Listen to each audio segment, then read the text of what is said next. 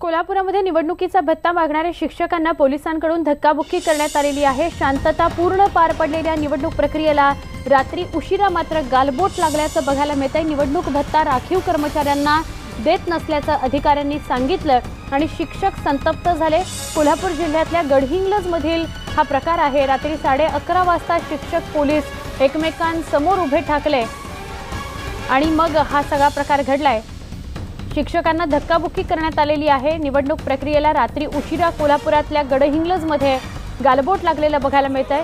आमचे प्रतिनिधी संदीप राजगोळकर यांच्याकडून अधिक काय घडलंय ते जाणून घेऊया। संदीप, हा सगळा नेमका काय प्रकार आहे? गडहिंग्लजमधनं ही काय नेमकी बातमी येते? सुवर्ण, अतिशय गंभीर प्रकार म्हणावा लागेल। काल कोल्हापूरमध्ये अतिशय चुरशीनं आणि शांततेत मतदान पार पडलं। 71% म्हणजे ज्या सगळ्या मतदारसंघांमध्ये सर्वाधिक मतदान कोल्हापूरमध्ये पार पडलेलं आहे। मात्र रात्री उशिरा हा प्रकार घडलेला आहे। गडहिंग्लज शहरामध्ये ज्यावेळेला सगळी मतदान प्रक्रिया झाली त्यावेळेला सगळे कर्मचारी घरी परतत असताना त्यांचा जो दिवसभराचा भत्ता असतो तो भत्ता देण्यावरून ही सगळी वादावादी झालेली आहे। हे सगळे कर्मचारी निवडणूक आयोगाच्या आदेशाप्रमाणे जो काही भत्ता असेल तो द्या अशी मागणी करत होते। मात्र तिथल्या ज्या प्रांताधिकारी महिला ज्या आहेत गडहिंग्लज मधल्या त्यांनी कमी भत्ता द्यायला सांगितलं इतर कर्मचाऱ्यांना।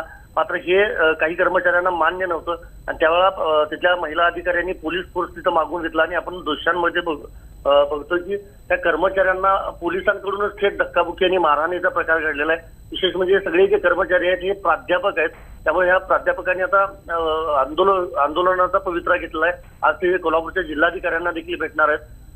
म्हणजे त्यांना जो खाण्यापिण्यासाठी जो भत्ता दिला जातो किंवा प्रवासाचा जो भत्ता दिला जातो तो पुरेसा मिळाला नाही असा या सगळ्या निवडणूक कर्मचाऱ्यांचा आरोप आहे। काल खरं तर परवा दिवशी संध्याकाळपासून सगळे कर्मचारी वेगवेगळ्या मतदान केंद्रांवर तैनात होते आणि काल रात्री सगळी प्रक्रिया संपल्यानंतर ते घरी परतत असताना हा प्रकार घडलेला आहे। त्यामुळे आता शिक्षक आणि जे कर्मचारी आहेत ते सगळे आक्रमक झाले आहेत आणि आज ते कोल्हापूरच्या जिल्हाधिकाऱ्यांची भेट घेणार आहेत। नक्की, धन्यवाद ही माहिती दिल्याबद्दल संदीप।